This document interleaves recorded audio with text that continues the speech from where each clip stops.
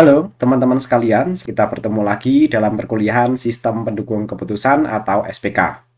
Dalam pertemuan kali ini, kita akan mempelajari salah satu metode yang ini mungkin agak unik daripada metode-metode yang sudah kita pelajari sebelumnya, yaitu metode TOPSIS. Nah, metode TOPSIS ini nanti keistimewaannya bisa melakukan atau memilih alternatif terbaik yang tidak hanya memiliki jarak terpendek dari solusi ideal positif, tetapi juga memiliki jarak terpanjang dari solusi ideal negatif. Mungkin ya agar lebih jelas, kita bisa segera masuk ke materinya. Metode TOPSIS ini merupakan salah satu metode sistem pendukung keputusan yang cukup populer. Teman-teman kalau mau googling, jurnal yang menggunakan metode TOPSIS ini cukup banyak, baik itu yang terkait dengan komputer atau sistem informasi secara langsung, ataupun yang itu ya, uh, rumpun keilmuan yang terkait dengan matematika, ya matematika komputer khususnya. Itu banyak sekali jurnal-jurnal yang menggunakan metode TOPSIS ini. Jadi saya kira sangat tepat sekali ya kalau kita mempelajari metode TOPSIS ini sebagai salah satu pilihan yang nanti bisa kita gunakan ketika kita nanti misalnya kalau membuat karya ilmiah menggunakan salah satu metode SPK. Oke, seperti apa metode TOPSIS itu? Mari kita pelajari bersama. Kita mulai pembelajaran dari definisi. Metode ini juga merupakan salah satu metode yang digemari oleh peneliti di dalam merancang sebuah sistem pendukung keputusan. Selain konsepnya sederhana, tetapi kompleksitas dalam pemecahan masalah, baik itu ditandai dengan konsep penyelesaian metode ini, yaitu dengan memilih alternatif terbaik yang tidak hanya memiliki jarak terpendek dari solusi ideal positif, tetapi juga memiliki jarak terpanjang dari solusi ideal negatif. Adapun algoritma penyelesaian dari metode ini, yang pertama yaitu mendefinisikan terlebih dahulu kriteria-kriteria yang akan dijadikan sebagai tolak ukur penyelesaian masalah. Kemudian yang kedua, menormalisasi setiap nilai alternatif, yaitu matriks ternormalisasi dan matriks ternormalisasi terbobot. Nah, ini saya kira mirip dengan metode-metode yang sebelumnya sudah kita pelajari. Kemudian langkah yang ketiga, yaitu menghitung nilai solusi ideal positif atau negatif. Dilanjutkan dengan langkah keempat, yaitu menghitung distance nilai terbobot setiap alternatif terhadap solusi ideal positif dan negatif. Nah, ini memang dipertimbangkan solusi ideal positif dan solusi ideal negatifnya. Kemudian yang kelima, menghitung nilai preferensi dari setiap alternatifnya. Yang terakhir, sama dengan metode-metode SPK sebelumnya yang sudah kita pelajari, yaitu melakukan perankingan. Ya.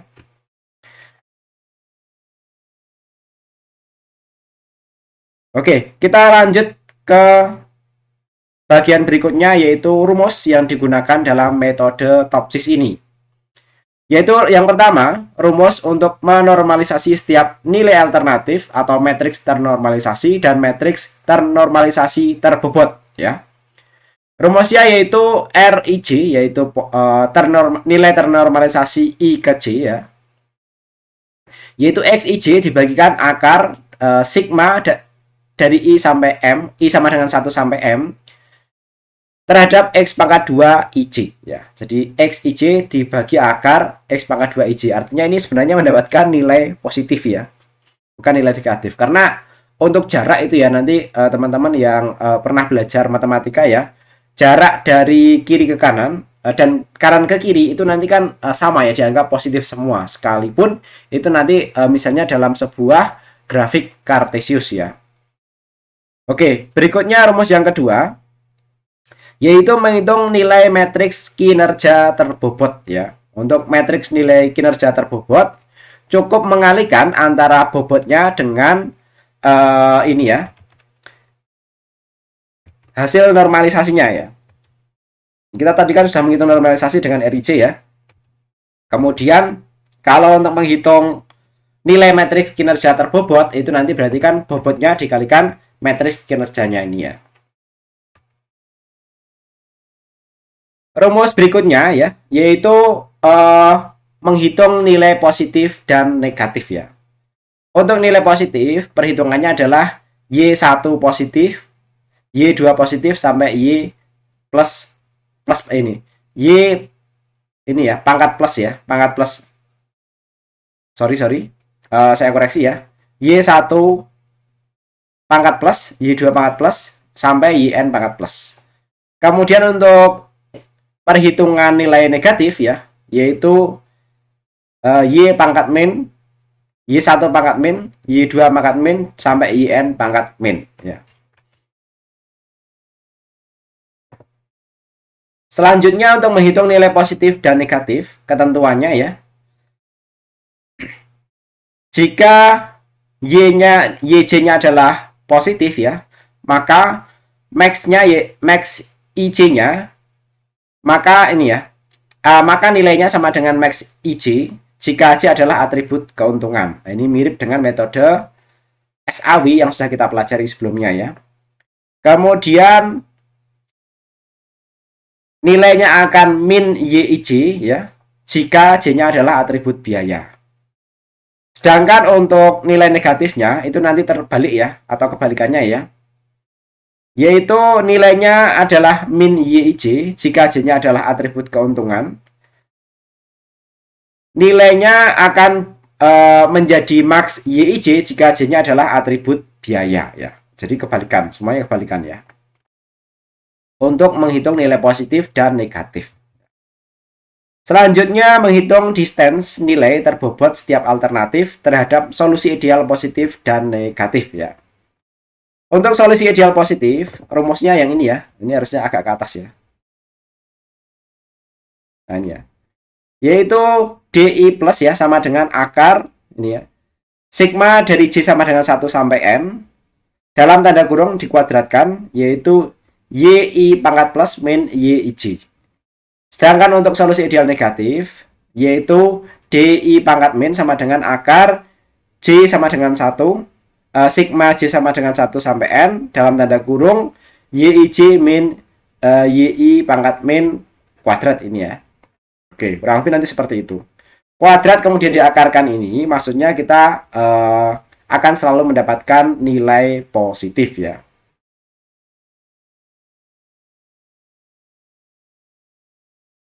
Lanjut untuk menghitung nilai preferensi dari setiap alternatif ya. Nah, ini nilai preferensinya dihitung dengan cara VI, preferensi disimbolkan dengan VI sama dengan DI pangkat min dibagi DI pangkat min plus DI pangkat plus ya. Jadi nanti rumusnya yang digunakan kurang lebih seperti itu. Oke, untuk mempermudah pemahaman, kita masuk ke contoh soal ya. Contoh soalnya mirip-mirip dengan contoh-contoh soal yang sudah kita pelajari sebelumnya, tapi ini dalam kita coba selesaikan dengan metode yang berbeda dan tentu saja nanti dengan contoh ini ya, angka-angka yang berbeda ya. Misalnya pada bagian marketing di perusahaan yang bergerak di bidang perangkat teknologi, ingin ekspansi dan mengembangkan pangsa pasar di berbagai daerah. Adapun perangkat teknologi yang sedang dianalisis yaitu handphone. Ada tiga tipe handphone yang akan dianalisis. Nah, tipe HP merupakan alternatif yang kemudian disebut sebagai HP1, HP2, dan HP3. Adapun faktor-faktor dan kriteria yang dijadikan sebagai acuan terlihat pada tabel di bawah ini. Ya, teman-teman bisa lihat ini ya. Tabel bobot kriteria metode Topsis WJ ya. Jadi nanti masing-masing kriteria diberikan bobotnya. Nah, yang bisa dijadikan catatan untuk karakteristik pembobotan ya, agar seluruh bobot ini nanti istilahnya itu ya, sinkron ya. Pembobotannya tidak sembarangan ya. Keseluruhan nilai bobot ini kalau dijumlah sama dengan 1 ya. Jadi nanti misalnya di sini kriterianya ada harga, kamera, memori, berat, dan keunikan ya, maka biasanya yang diberikan nilai bobot tertinggi adalah harga. Karena pertimbangan konsumen untuk membeli yang paling dipentingkan kan biasanya harga ya. Kemudian yang cukup populer lagi biasanya bobotnya tertinggi adalah kamera, misalnya 0,25 ya. Kemudian memori 0,15, berat kemudian 0,1, kemudian keunikan 0,05 ya. Teman-teman bisa cek ya, ini hasil hitungnya, hasil jumlahnya ya, keseluruhan atau sigma dari bobotnya apakah sama dengan 1 ya. Kalau tidak, silahkan coba sampaikan koreksinya melalui saluran komunikasi yang ada, baik melalui komentar ataupun melalui live chat ya. Berdasarkan hasil penilaian oleh responden yang disebut alternatif, berikut ini adalah tabel nilai alternatifnya. Nah di sini adalah penilaian dari setiap alternatif ya. Misalnya di sini ya, C ini adalah simbol kriteria. Ada kriteria 1, 2, 3, 4, 5. Ini sesuai dengan tabel kita ini tadi. Kemudian HP1 dan HP2 ini adalah alternatifnya ya. Nah, misalnya HP1 didapatkan, ini hasil penilaian responden ya. Misalnya harga HP1 mendapatkan nilai 80 ya. Kemudian harga HP2 mendapatkan nilai 90 ya. Misalnya dianggap harganya sangat kompetitif ya, atau murah atau lain sebagainya. Kemudian harga HP3 misalnya dapat nilai 90 ya.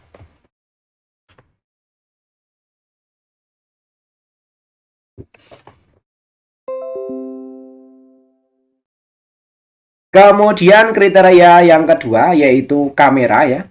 Misalnya HP1 kameranya mendapatkan nilai 70, ini dari hasil survei responden ya. Kemudian HP2 mendapatkan nilai 80 untuk kameranya ya. Kemudian HP3 mendapatkan nilai 70 untuk kameranya. Kemudian kriteria ketiga adalah memori ya, dengan bobot 0,15. Misalnya HP1 untuk memorinya mendapatkan nilai 80, HP2 untuk memorinya mendapatkan nilai 70, HP3 untuk memorinya mendapatkan nilai 80 ya. Kemudian kriteria keempat yaitu kriteria berat ya. Kriteria berat biasanya semakin berat nilainya justru akan semakin rendah ya. Misalnya ketiga-tiganya di sini untuk kriteria berat hasil survei responden ya, mendapatkan nilai 70 semuanya ya.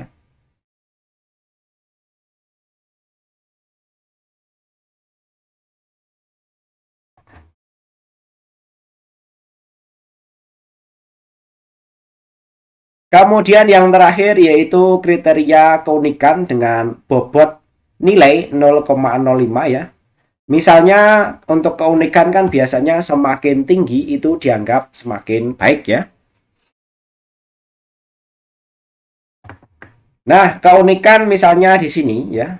HP1 itu mendapatkan nilai 90, HP2 keunikannya mendapatkan nilai 90, sedangkan HP3 keunikannya mendapatkan nilai 80 ya. Karena untuk keunikan biasanya ini hanya beberapa orang saja yang mempertimbangkannya ya. Walaupun itu mendapatkan nilai bagus ya, tapi di sini kita kasih bobot 0,05. Untuk pembobotan ini biasanya diberikan oleh pakar di bidang marketing ya. Nah, selanjutnya kita lakukan normalisasi setiap nilai alternatif matriks ternormalisasi dan matriks ternormalisasi terbobot ya. Penataan datanya mirip dengan metode SAW ya. Yang pertama adalah R11 yaitu tadi mendapatkan nilai 80 ya. Ini R11 ya. Cara menormalisasinya yaitu 80 dibagi dengan akar dari 80 kuadrat plus 80 kuadrat plus 90 kuadrat ya. Nah, ini menggunakan rumus yang ini.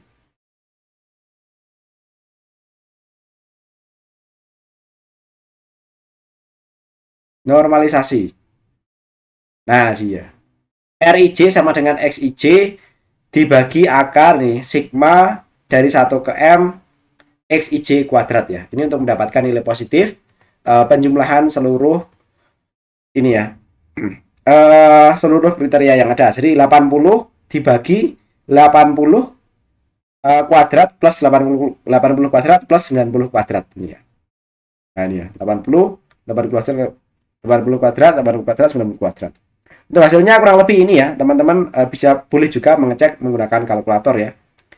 Kemudian R21 ya. R21 kan berarti 80 juga dibagi 80 kuadrat plus 80 kuadrat plus 90 kuadrat. Nah, ini ya.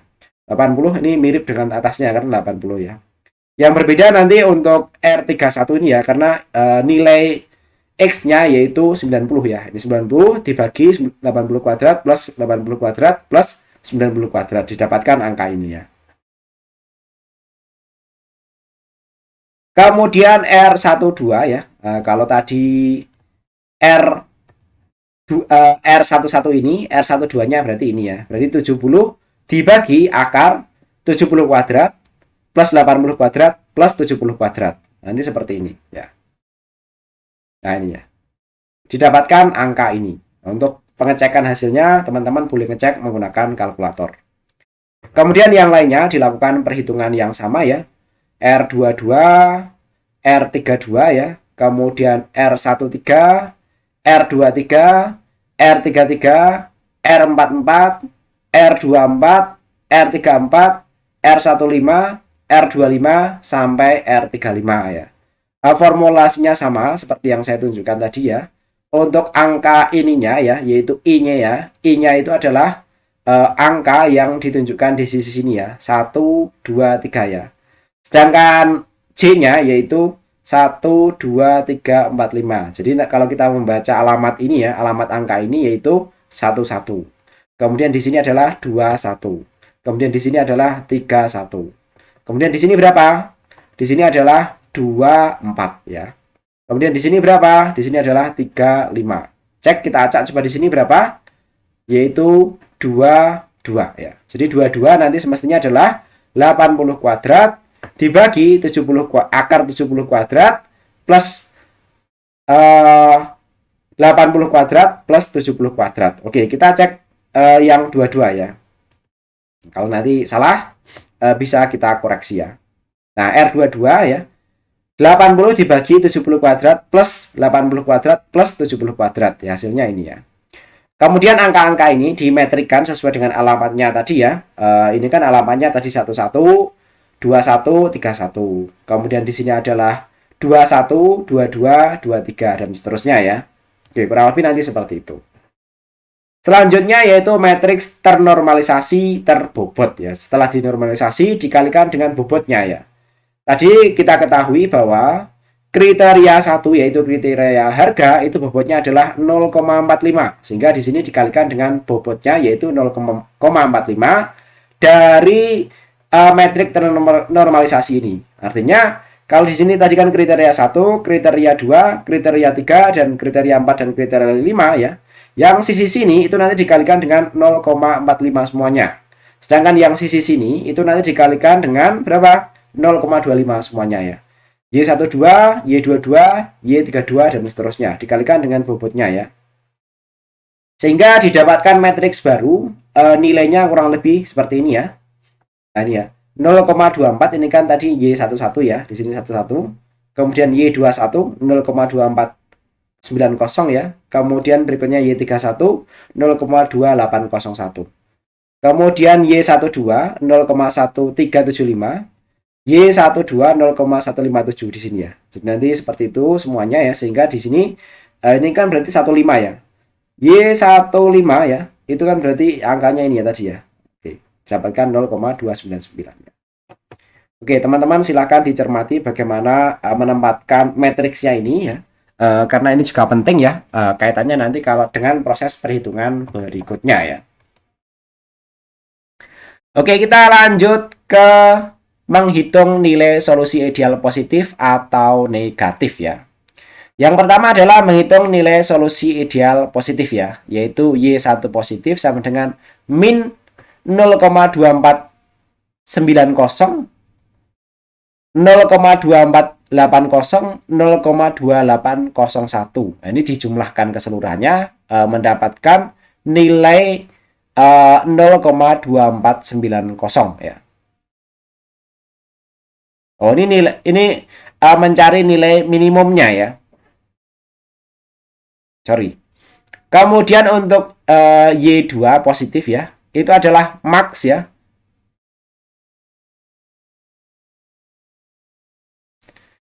Max dari angka-angka ini. Oke, kita cek ya. 0,2490, 0,2490 sama 0,280 ya. Nah, ini ya. Ini dicari nilai minimumnya ya. Karena kriteria ini kan kriteria harga. Kriteria harga itu dicari nilai minimumnya ya. Kemudian yang kedua, itu dicari nilai maksimumnya ya, Y2 ini ya.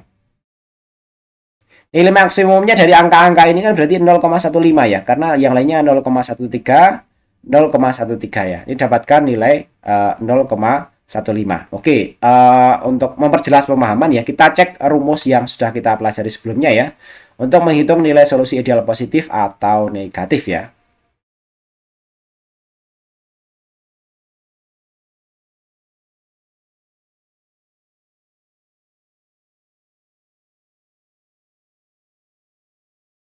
Nah, ini ya.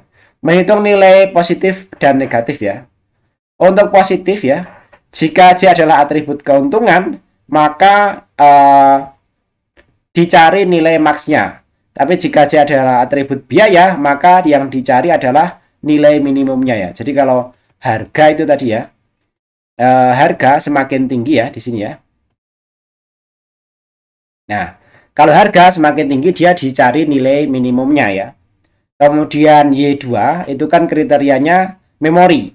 Memori itu kan semakin tinggi semakin bagus ya. Artinya itu adalah atribut keuntungan ya. Semakin tinggi semakin bagus, maka dia dicari nilai maksimumnya ya.